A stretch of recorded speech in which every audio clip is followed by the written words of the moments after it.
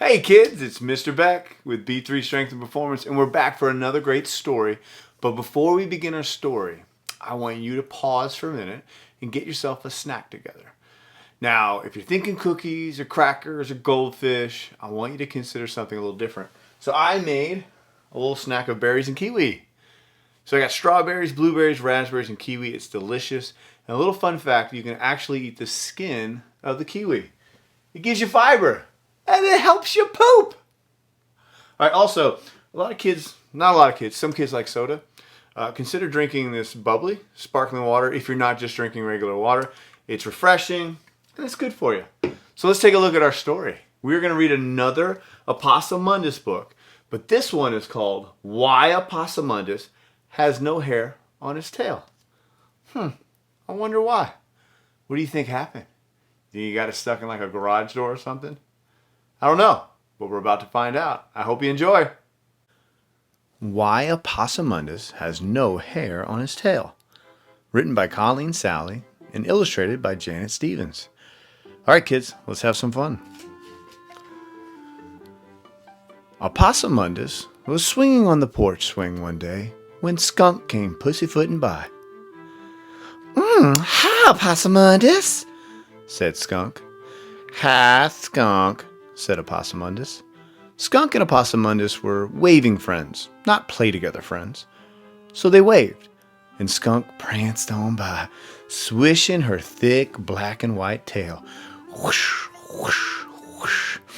Ooh, I do declare I've got such a nice tail. Epossumondas kept lollygagging there on the porch, thinking and swinging and thinking. He was thinking about tails. Skunks have thick black and white tails, he thought. And foxes have bushy red tails. And even hares have fluffy white powder puff tails. But my tail is just pink and naked and funny looking. He said naked. Okay. All right, let's get serious. After a while, Epossumondas went inside to find his mama. Mama, why don't I have hair on my tail? He asked, climbing onto her lap. Well, honey, Mama said, possums haven't always had naked tails. She said, there's a naked again. Go on. There's an old story. A long time ago, Papa Possum, your great-great-grandpa, had a fluffy little powder tuft tail, just like hair. All possums did in those days. Now, Papa Possum was a mighty smart fella. He could fool animals much bigger than he was just by playing dead. And oh, what a storyteller he was.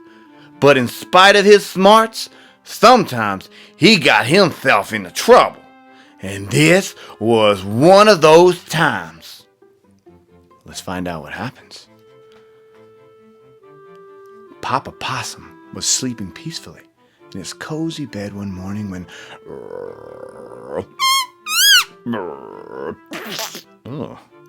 Papa Possum got up.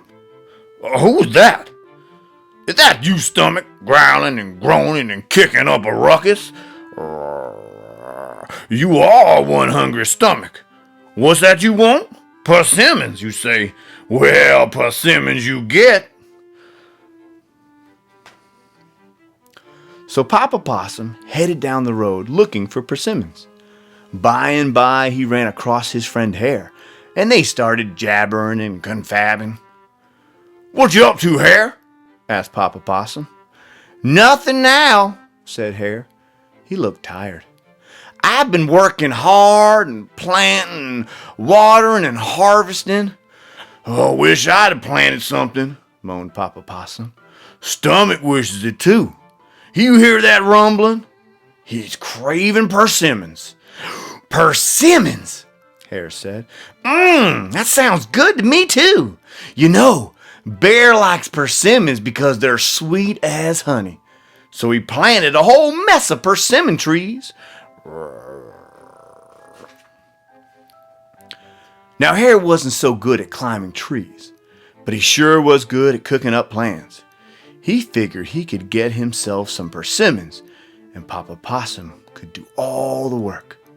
"You know, I'm sure Bear would want you to have some, Papa Possum," Hare said. "You can just climb up in the tallest tree and throw those persimmons right down to me. Then you take half and I'll take half. Deal?" I don't know if that sounds like a good deal. What do you guys think? I mean, really, who's doing all the work? But before Hare finished speaking, Papa Possum lit out, and Hare followed close behind. Soon Papa Possum was perched on the highest branch in the highest tree, gobbling persimmons after persimmon. "What do you say now, Stomach?" Papa Possum cried. Stomach was happy, and Papa Possum was happy too. Between bites, he sang at the top of his voice, "Persimmon, simmons, high up in the tree. Plenty enough for Stomach and plenty enough for me." But Hare wasn't happy. "Hey, Papa Possum, throw those persimmons down to me." Papa Possum threw one and gobbled three. And in between gobbling, he kept right on singing, "Persimmon, simmons, high up in the tree. Plenty enough for Stomach and plenty enough for me." Hare yelled louder, "Now come on, Papa Possum, we made a deal." Have you ever made a deal with like a brother or a sister and they didn't stick to the deal? I know I have. And by the way, my sister's name is Jessica. Call her out on it. Well, Papa Possum threw one and gobbled five and then sang even louder. "Persimmon, simmons, high up in the tree. Plenty enough for Stomach and plenty enough for me." Now Hare was mad. "All those persimmons for Papa Possum and hardly any for me. Well, he'll be sorry." And Hare hightailed it down the road. Well, who do you think he met on that road? That's right, Bear coming on home. "Hey, Bear," Hare called. "You hear that singing? I think maybe there's someone in your persimmon patch." Then he skedaddled away. Bear stopped, listened, and then took off, growling and snarling.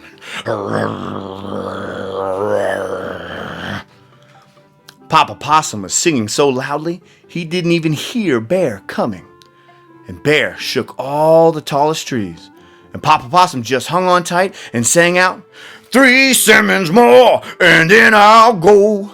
Bear shook harder, but Papa Possum hung on tighter and sang out, "2 simmons more and then I'll go." I'll tell you what, that Papa Possum can really sing. Then Bear gave that tree a ferocious shake, and Papa Possum hung on for dear life. Even then he sang, "Just 1 more simmon and then I'll go." Bear shook that tree so hard, he would have thought the earth was going to fall apart.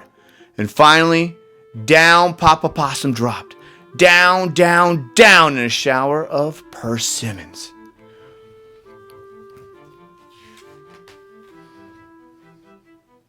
The instant Papa Possum touched the ground, he got his feet going and bolted for the fence as fast as a racehorse. But Bear was fast too, and he got closer and closer. "Stop, you persimmon-picking possum! I'm gonna teach you a thing or two!" snarled Bear. And just as Papa Possum slipped through the rails of the fence, Bear chomped his teeth around that little powder-puff tail. And he wasn't gonna let go. No siree.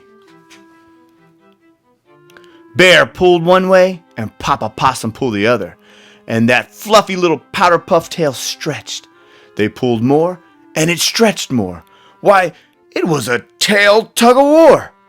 At last, Papa Possum was free, so he kept right on going and going all the way home. And Bear? Well, he was back there at the fence with a whole mouthful of hair. Believe it or not, his teeth had stripped that powder puff tail clean and stretched it into the longest and skinniest tail you ever did see. By the way, that tail was naked. Okay, cheers. Stomach wasn't quite so fond of persimmons after that. And Papa Possum, he had lost that fluffy little powder puff tail. Now you might think that Papa Possum was kind of embarrassed about his tail. It was so pink and and naked and funny looking. But he always could make something good out of something bad. It turned out that tail came in pretty handy. Papa Possum found a million different ways to use it.